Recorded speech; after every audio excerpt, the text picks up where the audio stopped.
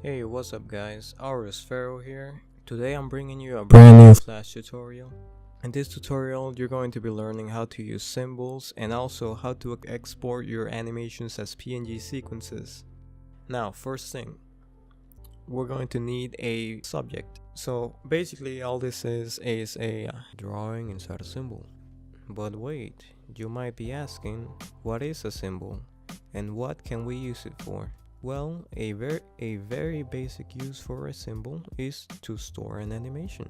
Here I have a simple tween of a character sliding throughout 20 frames.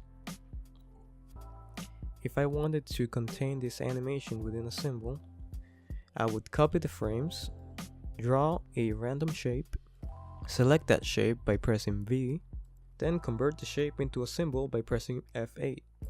I'm going to make mine a graphic symbol. Now I'm gonna double click to access it. In here I'm going to delete the current shape, and on the timeline I'm going to paste the frames that I copied before. Now if I double click outside of the symbol, the first thing you'll notice is that the animation plays normally even though there's only one frame in our timeline. That is because all the animation frames are contained inside of the symbol. Basically what this means is that we can now move this symbol to any point in the screen and the animation will play.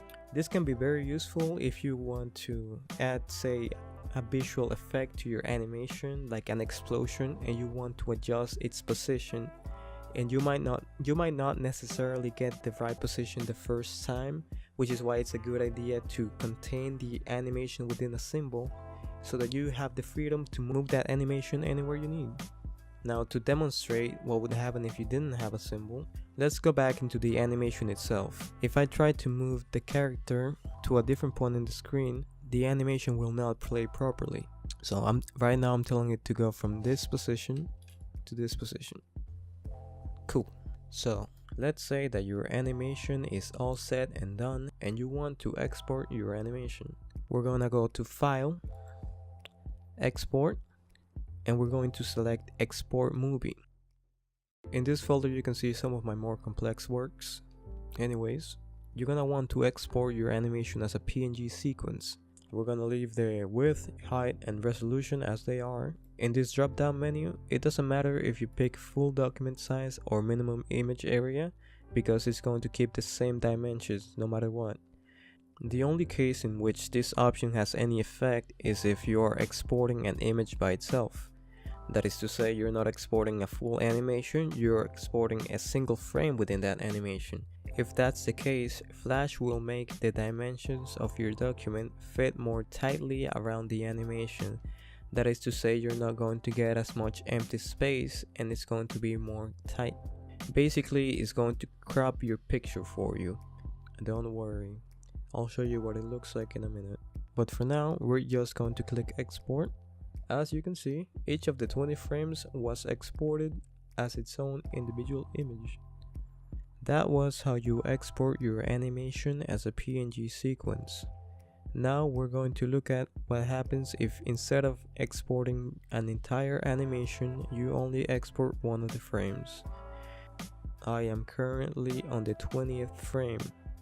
The frame that you select on the timeline is going to determine the frame that you export. Make sure that your marker is set on the frame that you want to export. Again, we're gonna go to File, Export. Instead of clicking Export Movie, we're gonna click Export Image. I'm gonna name this one Final Frame.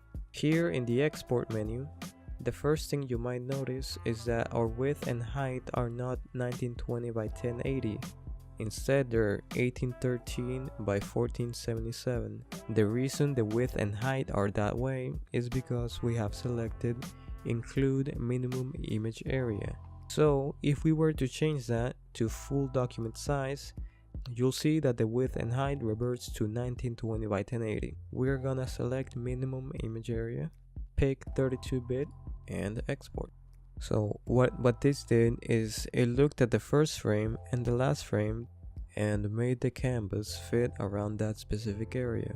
But what if we don't want the white space below the character? It's actually very easy to fix. We're gonna go into our symbol, and the symbol within our symbol, Right now we are at the lowest level and there are no more symbols. If we export our animation from here, it's only going to take into consideration the single frame in our timeline. This way we can minimize how much empty space there is in our image when we export as a PNG. So we'll go to File, Export, Export Image. Now the dimensions of our picture only contains the space in which our character is in. Thank you so much for watching. This has been Aura bringing you a Flash tutorial. Take care.